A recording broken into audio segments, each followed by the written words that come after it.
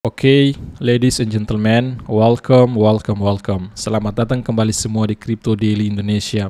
Dengan saya Sofyan. Today, I'm going to talking about, kembali akan berbicara, membahas tentang kripto lagi pastinya teman-teman semua. Ada berita-berita penting lagi di ruang kripto, dan saya akan berfokus membahas tentang Shiba Inu karena lagi dan lagi kemarin 2 hari yang lalu Shiba Inu terjadi pemompaan ya sampai dengan 20% lebih. Itu juga kami sudah ingatkan di video kami yang lalu.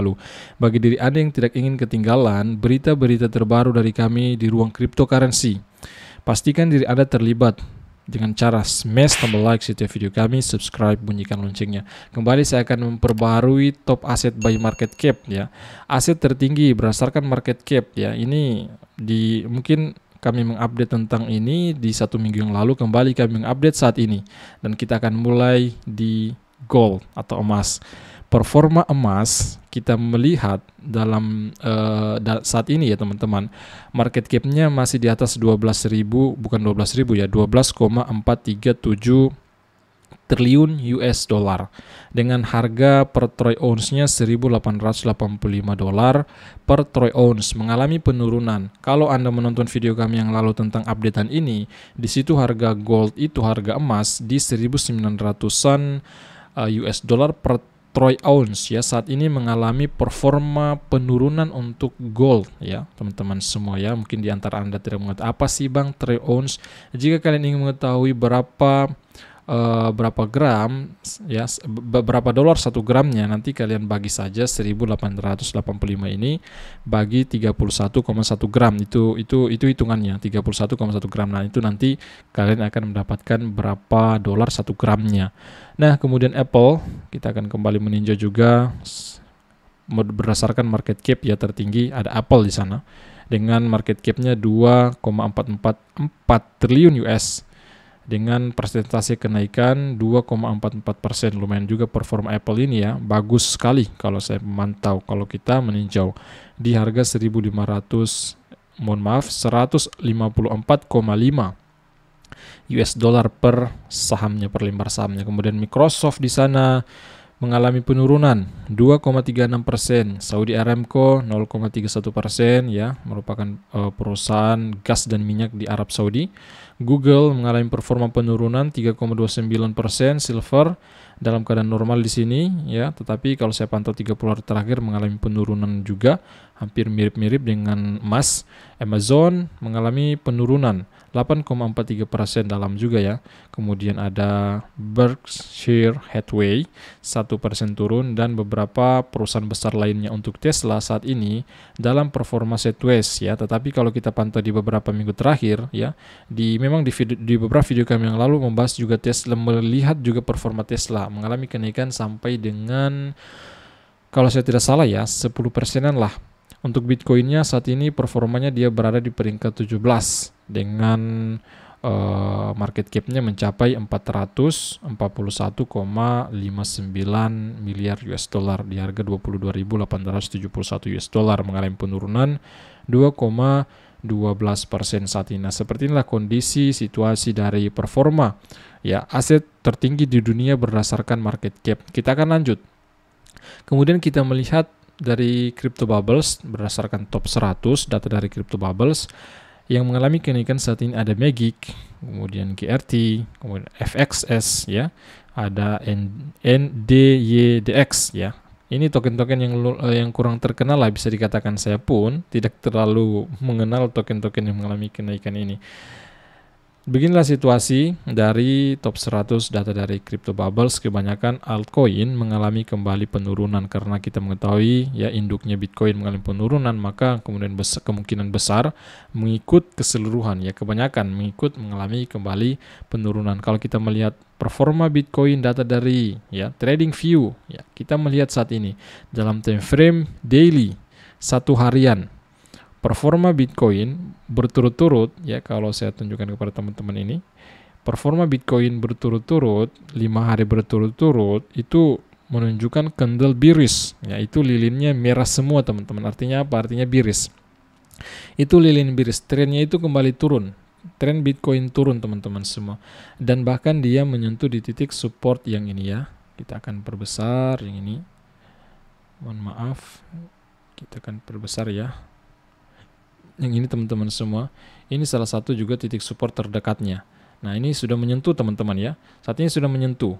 Nah, kemungkinan ini akan berspekulasi pasar. Market akan berspekulasi lagi. Paus, orang-orang akan berspekulasi dan kemungkinan besar Bitcoinnya akan kembali mengalami kenaikan, akan pantul lagi mengalami kenaikan yang kemungkinan besar mencapai titik resisten yang ini di harga 24 ribuan lebih ya, mendekati 25 ribu itu, yang kemungkinan sih seperti itu karena kita berada di tahun 2023, kita mengetahui bersama di tahun 2022 secara full time kita itu berada di bear market berturut-turut dari bulan 1 sampai akhir 2022 itu Bitcoinnya mengalami penurunan terus-menerus karena kita mengetahui bersama all time high daripada Bitcoin terjadi di tahun 2021 di bulan November. Teman-teman semua pasti kalian mengetahui jika kalian mengikuti terus pembaruan tentang kripto tentunya, yaitu Bitcoin.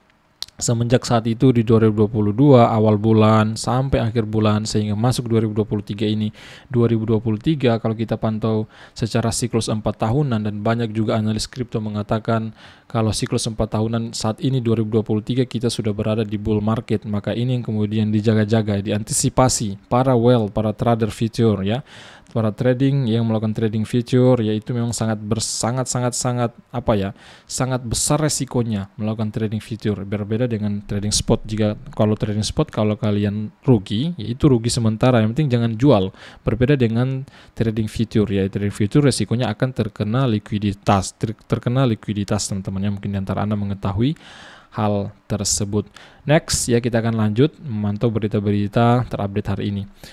Datang dari Cointelegraph, harga Bitcoin lebih dari 20.000 menciptakan FOMO dengan 620.000 dompet Bitcoin baru. Ini terjadi di awal tahun 2023 ini, yaitu di bulan Januari. Kenaikan Bitcoin mencapai di atas 20.000 yang kemudian terindikasi ya bahwa terjadi FOMO. Ini bisa dikatakan FOMO karena dompet Bitcoin sekitar 620.000 itu telah tercipta teman-teman semua, artinya telah tertambah lah. Pertumbuhan alamat Bitcoin kecil sangat terbatas pada tahun 2022 dan merosot ke posisi terendah baru pasca kejadian kecelakaan besar di ruang kripto yaitu runtuhnya exchange FTX.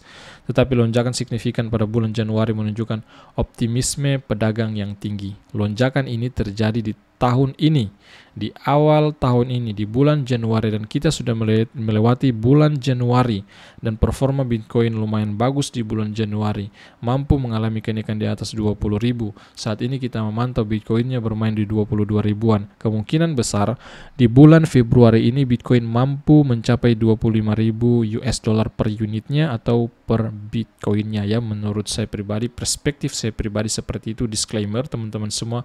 Dan Korea Selatan menginformasikan kepada kita, ini bersumber dari The Block. Korea Selatan memperluas aturan yang menentukan token mana yang merupakan sekuritas. Korea Selatan memperketat aturan di sana. Nah, ketika ada kripto dan mereka memberikan syarat ya, apakah token ini apakah koin ini merupakan sekuritas atau bukan. Nah, sebentar kita melihat apa saja itu. Regulator Korea Selatan telah memperluas definisi jenis token berbasis blockchain yang merupakan sekuritas atau bisa dikenal keamanan ya. Ketika saya translate berubah menjadi keamanan. Aset digital yang mungkin memenuhi definisi tersebut termasuk yang memberikan saham. Ya, ini diantaranya ya.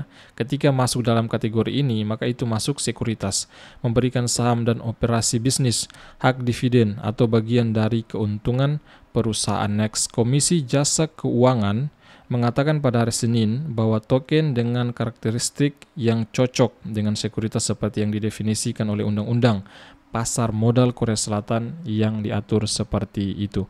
Aset digital yang memungkinkan memenuhi definisi keamanan. Ya, ini ketika suatu aset kripto memenuhi definisi yang disebutkan ini ya, diantaranya termasuk memberikan saham dalam operasi bisnis, kemudian juga hak dividen atau bagian dari keuntungan perusahaan, maka proyek kripto itu masuk dalam sekuritas. Ketika suatu aset kripto ya ketika salah satu aset kripto yang kemudian otoritas Korea Selatan mengatakan itu sekuritas, yang kemudian aset kripto ini beroperasi di Korea Selatan tanpa memenuhi izin, maka mereka akan dikena denda. Biasanya seperti itu ya. Biasanya seperti itu ya, informasi yang saya dapat di beberapa informasi yang lalu, dan kami juga sudah membuatkan videonya. Biasanya seperti itu, akan dikenakan denda teman-teman semua ya oleh otoritas yang berwenang di negara tersebut. Dan kemudian sesuai apa yang saya katakan, akan memperbarui kembali, mengupdate kembali pembaruan tentang Shiba Inu. Baru-baru ini ya telah terjadi 54 juta Shiba Inu terbakar dalam seminggu. Ini dalam seminggu ya, 54 juta token. Dan baru-baru ini di 6 Februari terjadi 23 juta Shiba Inu terbakar dalam 24 jam. Telah terbaca di Seaborn, salah satu website pembakaran Shiba Inu, bahwa telah terjadi pembakaran dalam 24 jam terakhir ya teman-teman semua. In the past ya, 24 jam hours ya, 24 hours, telah terjadi sekitar 23 juta lebih token telah terindikasi dilakukan pembakaran. Luka bakar mingguan lebih dari 54,93 juta Shiba Inu dihancurkan dalam seminggu terakhir. Pembakaran mingguan terbesar dilakukan oleh inisiatif pembakaran SHIB yang dipimpin komunitas bernama SHIB Superstore dan sebuah dompet misterius pada tanggal 30 Januari. Dan intinya, jika kalian ingin memantau, melihat pembakaran-pembakaran terjadi pada Shiba Inu ya, kalian buka saja di Seaborn ya. Di situ memang hampir tiap hari telah terindikasi ya, telah terlihat alamat-alamat dompet yang mengirimkan Shiba Inunya ke alamat dompet yang mati ya. Alamat dompet mati contohnya alamatnya adalah 000 terus teman-teman ya. Itu sudah pastinya dikirim ke alamat dompet mati, tidak bisa lagi ditarik.